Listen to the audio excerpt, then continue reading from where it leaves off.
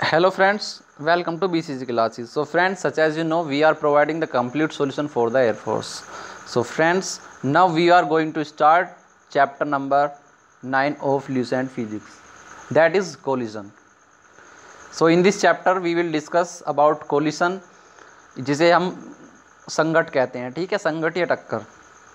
तो संघट या टक्कर, टक्कर के तो आपने सुना होगा, टक्कर कहीं भी लग जाती है अचानक से, ठीक है, किसी से भी, किसी में सीधी सी हम सिंपल सी डेफिनेशन में बोले तो आपस में ठुक जाना, दैट इज़ कॉल्ड टक्कर, ठीक है। आपस में जब एक दूसरे से ठुक जाते हैं या लग जाते हैं तो उसे क्या बोलते हैं, हम टक्कर बोलते हैं, सिंपल सी अगर डेफिनेशन में बताना चाहें तो, ठीक है। अब now we are going to discuss in the book language, book की लैंग्वेज में हम डिस्कस करने वाले हैं संघट या कोलिजन को, ठीक है। चलो तो बुक की लैंग्वेज में देखते हैं क्या होता है। तो बुक की लैंग्वेज में क्या कि संघट वह प्रक्रिया है जिसमें दो या दो से अधिक स्थूल पिंड, ठीक है, दो या दो से अधिक स्थूल पिंड किसी मतलब एक दूसरे से टकराकर अथवा पारस्परिक अन्योन्य प्रक्रिया से प्रभावित होकर अपनी गति का मार्ग बदल लेते हैं, या किन्हीं दो पिंडों के बीच अल्प समय के लिए पारस्परिक क्रिया करने वाले पिंडों के संवेग तथा ऊर्जा क्या हो जाते हैं, चेंज हो जाते हैं, बदल जाते हैं, उन्हें क्या बोलते हैं, हम संघट कहते हैं, ठीक है, कोई प्रॉब्लम नहीं है। चलो देखते हैं नेक्स्ट में कि दो पिंडों के टक्कर में जब कोई बाह्य बल नहीं लगता है, मतलब जब दो पिंड आपस में टक्कर लगते हैं तो उनके बीच में कोई बाह्य बल नहीं लगता है तो उनका रेखीय संवेग सदैव संरक्षित रहता है, परंतु टक्कर के बाद उनकी गतिज ऊर्जा में परिवर्तन हो सकता है। टक्कर में गतिज ऊर्जा संरक्षित रहती है कि नहीं, इसके आधार पर निम्न, इन्हें हमने क्या संघट को निम्न चरणों में या निम्न वर्गों में डिवाइडेड कर दिया। तो पहला क्या है, पूर्णतः प्रत्यास्थ संघट, और दूसरी मतलब हमने किसने 3 टाइप्स में हमने इसे डिवाइड कर दिया। फर्स्ट क्या है, पूर्णतः प्रत्यास्थ संघट, सेकंड है अप्रत्यास्थ संघट, और फोर्थ है पूर्णतः थर्ड है पूर्णतः अप्रत्यास्थ संघट। तो फर्स्ट देखते हैं, फर्स्ट क्या है यहाँ पर हमारा पूर्णतः प्रत्यास्थ संघट। तो पूर्णतः प्रत्यास्थ संघट क्या होता है कि वे संघट जिनमें निकाय का संवेग तथा यांत्रिक ऊर्जा दोनों क्या होते हैं, संरक्षित रहते हैं, और उन्हें क्या बोलते हैं, हम पूर्णतः प्रत्यास्थ संघट कहते हैं, ठीक है। पूर्णतः प्रत्यास्थ संघट एक दुर्लभ घटना है, किंतु परमाणुओं, अणुओं एवं मूल कणों के बीच टक्कर लगभग पूर्णतः प्रत्यास्थ संघट है। पूर्णतः प्रत्यास्थ संघट की निम्न विशेषताएं होती हैं। पहला कि निकाय का कुल संवेग जो होता है वो क्या होता है, संरक्षित रहता है, कांस्टेंट रहता है, ठीक है। और निकाय की कुल यांत्रिक ऊर्जा भी संरक्षित रहती है। निकाय की कुल, दोबारा से रिपीट कर दिया, ठीक है, बोथ आर सेम, दोनों बात सेम ही है, ठीक है। नेक्स्ट देखते हैं कि संघट पिंडों पर एक दूसरे द्वारा आरोपित बल क्या होता है, संरक्षित होते हैं। कहने का मतलब संघट में, इस संघट में प्रत्यास्थ संघट, पूर्णतः प्रत्यास्थ संघट में जब दो पिंड आपस में टकराते हैं तो उनके मध्य लगने वाला बल क्या होता है, संरक्षित बल होता है, ठीक है फ्रेंड्स। नेक्स्ट देखते हैं इन इलास्टिक कोलिजन, अप्रत्यास्थ संघट। अप्रत्यास्थ संघट में क्या होता है कि अप्रत्यास्थ संघट वे संघट जिनमें निकाय का संवेग तो संरक्षित रहता है लेकिन यांत्रिक ऊर्जा संरक्षित नहीं रहती, अप्रत्यास्थ संघट कहलाते हैं। अप्रत्यास्थ संघट में गतिज ऊर्जा की हानि ऊष्मा, ध्वनि या प्रकाशीय ऊर्जा के रूप में बदलती रहती है, ठीक है, रूप में होती है, सॉरी। तो दैनिक जीवन में घटित होने वाले संघट ज़्यादातर क्या कहलाते हैं, अप्रत्यास्थ संघट कहलाते हैं।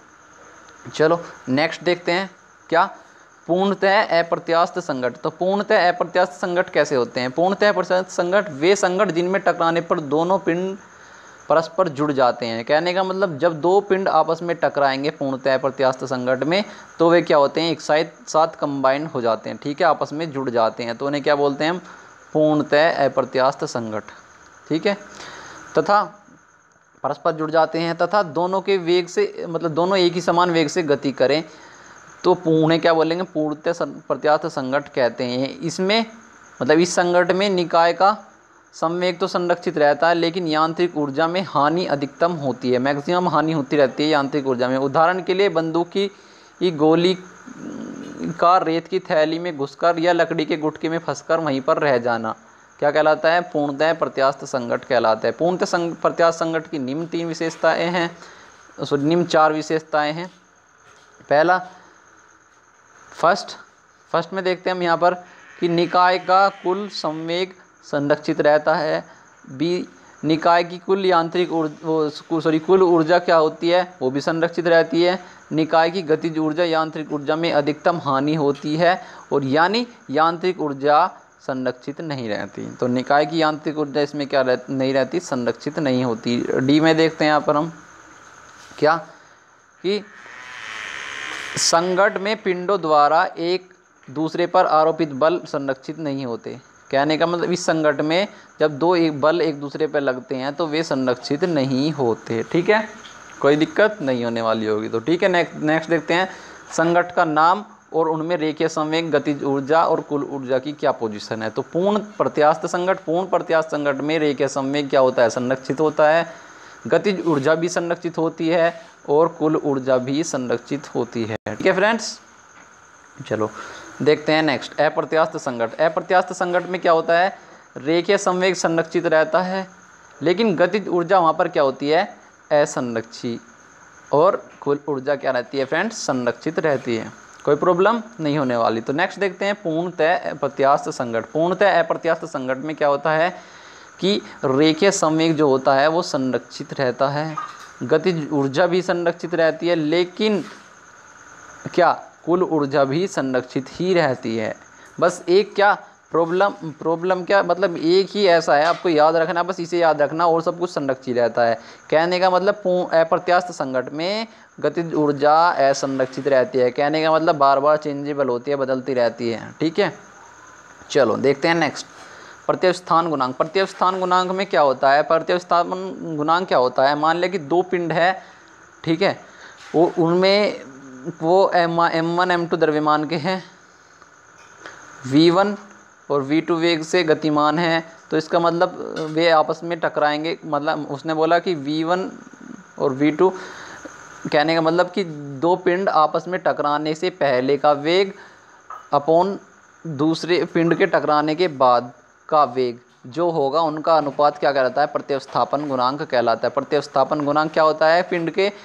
पिंड के टक्कर से पहले का वेग अपॉन पिंड के टक्कर के बाद का वेग क्या कहलाता है? प्रत्यवस्थान गुणांक कहलाता है। इसका मतलब क्या? इसे प्रदर्शित करते हैं, अर्थात E बराबर माइनस का v2 minus v1 upon u2 minus u1, और बराबर क्या? Small h upon capital H। ठीक है, जहाँ पर स्मॉल h क्या है? उछाल की ऊंचाई, और कैपिटल H क्या है? गिरने की ऊंचाई। और यहाँ u1 एवं u2 तो क्या है? संघट से पहले के वेग। ठीक है, और v1 में v2 क्या है? संघट के बाद के वेग। ठीक है, चलो अब देखते हैं E का न्यूनतम मान तो क्या होता है। नोट में देखते हैं E का न्यूनतम मान 0 होता है तथा अधिकतम मान क्या होता है? 1 होता है। देख लेंगे तो क्या E का न्यूनतम मान तो क्या होता है भाई? 0, और न्यूनतम मान क्या होता है? 1। अब यहाँ देखते हैं प्रत्यास्थ संघट के लिए। प्रत्यास्थ संघट के लिए क्या E बराबर क्या होता है? 1। अगर E बराबर 1 है तो इसका मतलब स्मॉल h बराबर किसके होगा? कैपिटल H के। ठीक है, क्योंकि हम जानते हैं क्या स्मॉल e बराबर क्या होता है? Under root small h upon capital H। ठीक है, जब ये 1 के इक्वल हो जाएगा तो ये दोनों एक दूसरे के इक्वल हो जाएंगे। तो इसका मतलब क्या? यदि ई मतलब प्रत्यास्थान गुणांक 1 है तो स्मॉल h बराबर किसके होगा? कैपिटल H के। ठीक है, कोई प्रॉब्लम नहीं है फ्रेंड्स। नेक्स्ट देखते हैं क्या पूर्णतः अप्रत्यास्थ संघट। तो पूर्णतः अप्रत्यास्थ संघट के लिए क्या होता है? E का मान 0 के बराबर होता है। तो फ्रेंड्स E का मान 0 के बराबर है तो इसका मतलब क्या होगा? स्मॉल h भी 0 के बराबर होगा। नेक्स्ट में देखते हैं अप्रत्यास्थ संघट के लिए। अप्रत्यास्थ संघट के लिए क्या? E is smaller than 1। इस E की वैल्यू जो क्या होती है? 1 से छोटी होती है। तो इसका मतलब क्या है कि स्मॉल h का मान भी छोटा होगा किससे? कैपिटल H के मान से। और जैसे कि मैंने आपको बताया क्या कि E का जो अधिकतम मान तो क्या होता है? 1, और न्यूनतम मान क्या होता है? 0। तो इसका मतलब E लाई करता है बिटवीन 0 एंड 1। तो E का मान क्या होता है? 0 से तो बड़ा होता है और 1 से क्या होता है फ्रेंड्स? छोटा होता है। कोई प्रॉब्लम नहीं होने वाली। नेक्स्ट देखते हैं एक विमीय प्रत्यास्थ संघट। एक विमीय प्रत्यास्थ संघट क्या होता है? जब कोई मतलब जब 2 या 2 से अधिक पिंड एक ही सरल रेखा के अनुदिश गति पर प्रारंभ करते हैं। मान लिया कि एक ही सरल रेखा, एक ही स्ट्रेट लाइन के अंतर्गत गति स्टार्ट करते हैं। ठीक है, तो क्या उनमें टकराने के बाद जो संघट उत्पन्न होता है उसे क्या बोलते हैं, एक विमीय संघट कहते हैं। मान लिया कि क्या m1 व m2 द्रव्यमान के ये दो पिंड एक ही दिशा में क्रम से u1 व u2 वेग से गतिमान हैं। तो इसका मतलब क्या है कि u1 is smaller than u2। क्या u1 की वैल्यू क्या है u2 से, तो यहाँ से u1 क्या होगा, u2 से बड़ा होगा, तभी वे क्या होंगे। मान ले कि यार देखो यहाँ पर देखते हैं, एक एग्जांपल बता दो। ये कोई वस्तु है, एक ये वस्तु है, ये u1 वेग से गतिमान है और ये u2 वेग से गतिमान है। तब u1, ये कहने का मतलब जब पहले वाले पिंड की गति दूसरे वाले पिंड की गति से अधिक होगी तो इसका मतलब क्या होगा, वे आपस में टकराएंगे। तभी तो टकराएंगे जब पहला वाला पिंड तेज़ी गति से आ रहा होगा तो आपस में टकरा जाएंगे। जैसे कि आपको यहाँ फिगर में समझा देता हूँ कि क्या कि कोई m1 द्रव्यमान का पिंड है, u1 वेग से गतिमान है, और m2 द्रव्यमान का पिंड u2 वेग से गतिमान है। तो टक्कर से पहले तो ऐसे थे वो सब, टक्कर लगने के बाद वे अलग अलग वेग v1 व v2 से गतिमान हो जाएंगे। ठीक है, तो इसका मतलब क्या, m1 v1 = m2 और v2। ठीक है, क्योंकि संघट पूर्णतः प्रत्यास्थ है अतः संपूर्ण निकाय का रेखीय संवेग, और क्योंकि आपको पता है कि पूर्णतः प्रत्यास्थ होने की शर्त है क्या, कि रेखीय संवेग तथा गतिज ऊर्जा दोनों ही क्या होंगे, संरक्षित रहेंगे। क्योंकि हम जानते हैं संवेग संरक्षण का नियम, संवेग संरक्षण का नियम कहता है किसी पिंड के मध्य लगने वाला रेखीय संवेग पूर्णतः संरक्षित होता है। तो इसका मतलब क्या, संरक्षित मतलब किसी भी पिंड के मध्य लगने वाला रेखीय संवेग, तो अर्थात P1 + P2 + P3 dash dash dash = किसके होगा, कांस्टेंट के। और उसने क्या बोला, गतिज ऊर्जा भी क्या है, संरक्षित है। तो K1 + K2 + K3 बराबर भी क्या होगा, कांस्टेंट। ठीक है, तो इसी तरीके से देख लेते हैं क्या इक्वेशन फर्स्ट बनती है क्या हमारी, पहले संघट से पहले क्या m1 u1 + m2 u2 = क्या m1 v1 + m2 v2। और यहाँ से क्या निकाल लेंगे, फिर इसी तरीके से K1 + K2 टक्कर = K1 डैश + K2 डैश के इक्वल। तो यहाँ से क्या निकल के आएगा, ½ m1 u1 square + ½ m2 u2 square, और संघट के बाद ½ m1 v1 square + ½ m2 v2 square. तो ठीक है, यहाँ पर इक्वेशन फर्स्ट बन गई है, ये इक्वेशन सेकंड। अब समीकरण 1 और समीकरण 2 से सॉल्यूशन करने के बाद हम u1 - u2 = v2 - v1 gate करेंगे। ठीक है, तो यहाँ से क्या होता है फ्रेंड्स कि जो u1 - u2 है वो क्या है, पहुँच वेग है, और v2 - v1 क्या है, अलगाव वेग। ठीक है, और पुनः समीकरण 1 व 2 से क्या हम v1 व v2 की वैल्यू फाइंड आउट करेंगे। हम यहाँ से पहले तो हम मतलब क्या v1 की वैल्यू फाइंड आउट करेंगे तो क्या आएगा, मतलब वैल्यू पुटअप करने के बाद u2, देखो एक सेकंड बता देता हूँ मैं आपको। यहाँ से आप क्या करोगे, v1 की वैल्यू फाइंड आउट करनी है आपको, तो u2 की वैल्यू निकालने के बाद इक्वेशन फर्स्ट और इक्वेशन सेकेंड से आप क्या निकाल लोगे, वैल्यू निकाल लोगे v1 की। ठीक है, ठीक इसी तरीके से जब v1 की वैल्यू निकल के आ जाएगी तो v2 की भी वैल्यू भी फाइंड आउट हो जाएगी। ठीक है, चलो देखते हैं विशेष परिस्थिति में क्या, यदि m1 बराबर किसके है, m2 के, तो यहाँ से क्या हो जाएगा,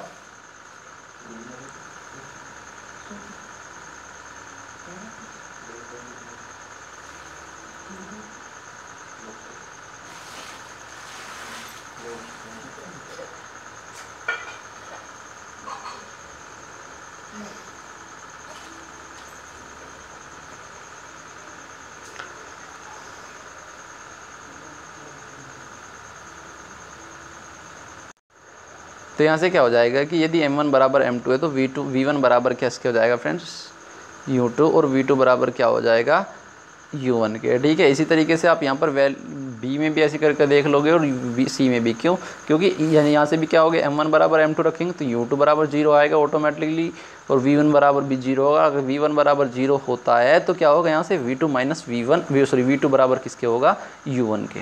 ठीक है, इसी तरीके से यदि m1 is greater than m2, यदि m1 की वैल्यू ग्रेटर देन है m2 से, तो क्या होगा, u2 बराबर 0 के होगा, और v1 बराबर किसके होगा, u1 के, तथा v2 बराबर किसके होगा, 2u1 के। ठीक है फ्रेंड्स, कोई प्रॉब्लम नहीं होने वाली।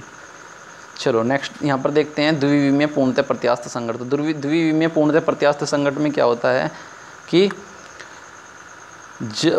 कोई दो वस्तु हैं आपस में, मतलब टकराने के लिए गतिमान है, टकराने के बाद वे दो 2 डायमेंशनल गति करना प्रारंभ कर देगी, एक इधर से जाएगी एक इधर से जाएगी। ठीक है, यहाँ से m1 क्या होगा v1 m1 v1 से वेग में चेंज हो जाएगा और m2 v2 के वेग में चेंज हो जाएगा। यहाँ से क्या निकल के आएगा, इसका ऊर्ध्वाधर घटक m1 v1 साइन अल्फा और यहाँ से m1 v1 कोस अल्फा। ठीक है, इसी तरीके से यहाँ से m2 v2 साइन बीटा और m2 v2 कोस बीटा। ठीक है, कोई प्रॉब्लम नहीं होने वाली।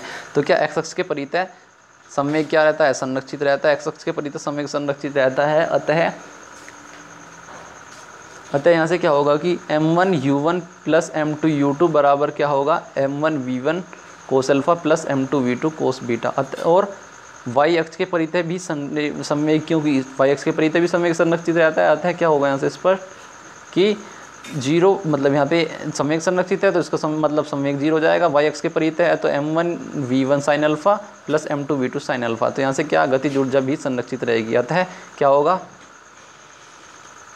यहाँ से कि दोनों एक दूसरे के इक्वल हो जाएंगे। ये माइनस का साइन है, यहाँ पर बी प्लस का साइन है, क्योंकि क्या यहाँ से क्या होगा, क्योंकि संरक्षित रहते हैं तो इसका मतलब पहले की गतिज ऊर्जा और बराबर बाद की गतिज ऊर्जा दोनों संरक्षित हैं। तो इसका मतलब 1/2 m1 u1 square plus m2 u2 square is equal to half m1 v1 square plus half m2 v2 square. संरक्षित होने की शर्त है कि टक्कर से पहले की गतिज ऊर्जा बराबर टक्कर के बाद की गतिज ऊर्जा। ठीक है फ्रेंड्स, चलो यहाँ से फिर आप क्या, यदि m1 बराबर क्या है m2, मतलब दोनों वस्तु के द्रव्यमान क्या है, समान है, तो वेग क्या होगा उसका शून्य होगा। और यदि क्या अल्फ़ा, मतलब एंगल दोनों इक्वल है, यदि अल्फ़ा बराबर बीटा तो क्या होगा, तब v1 बराबर v2 और v1 बराबर v2 किसके होगा, 2u1/2 कोस थीटा के। ठीक है फ्रेंड्स, चलो देखते हैं एक विमीय पूर्णतः प्रत्यास्थ संघट, लास्ट टॉपिक है। ठीक है, यहाँ पर देख लेंगे क्या, एक विमीय पूर्णतः प्रत्यास्थ संघट, यदि दो वस्तु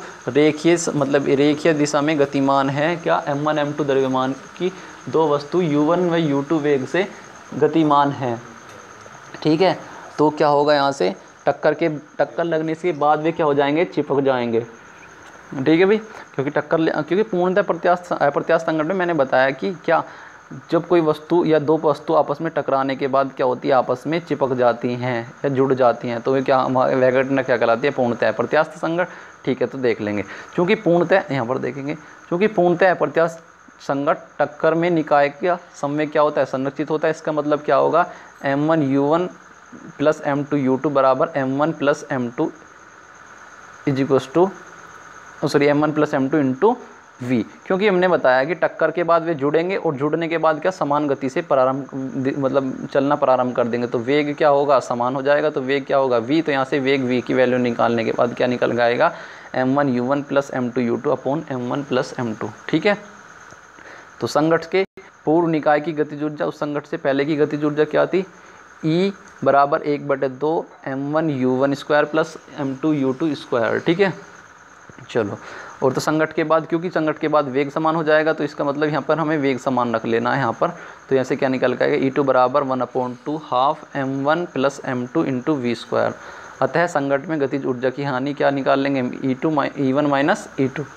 ठीक है, तो यहाँ से गतिज ऊर्जा में हानि निकालने के बाद क्या निकाल लेंगे, E1 माइनस E2 बराबर क्या निकल के आ जाएगा, 1/2 m1 u1 plus 1/2 m2 u2 square minus का 1/2 m1 plus m2 into v square. ठीक है फ्रेंड्स, चलो अब हमें क्या करना है, हमने यहाँ से पीछे से v की वैल्यू निकाल लिया। v की वैल्यू जो निकल के आई हम यहाँ पर पुटअप कर देंगे। v की वैल्यू यहाँ पर पुटअप करने के बाद कहाँ, यहाँ पर हम v की वैल्यू यहाँ पर v की वैल्यू पुटअप करने के बाद हमें क्या निकाल लेंगे, E1 माइनस E2 निकल के आ जाएगा। क्या हमारा E1 माइनस E2 निकल के आ जाएगा 1/2 m1 into m2 upon m1 plus m2 into u1 minus u2 का होल स्क्वायर।